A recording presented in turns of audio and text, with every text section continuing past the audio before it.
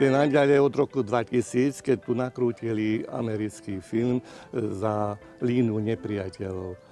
To hlavný herec je tam Hackman a potom tu postavili, lebo tá socha bola hore na planine.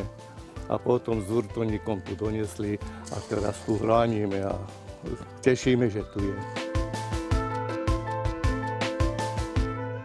V zime, keď je zamrzlý, to je veľmi pekný. Aj na jar, keď roztopí sneh, tak potom je veľká voda. V lete, keď je teplo, za to je dobre, lebo tu ohladí vzduch.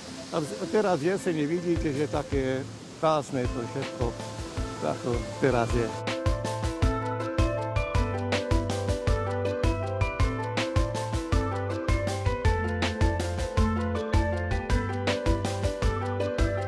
Tento dom bol postavený v 45. roku. No, dokonca tu bývali 2 rodiny spolu. Teraz už žijeme len my dvaja. No, to je drevenica, ale medzi tým je piesok a cement. No to viete, ťažko je tu čo, musíme dochádzať do Turní, kade, viete, jak to je. Teraz je lepšie, lebo je chodia autobus a na Ťavu tam máme spoj.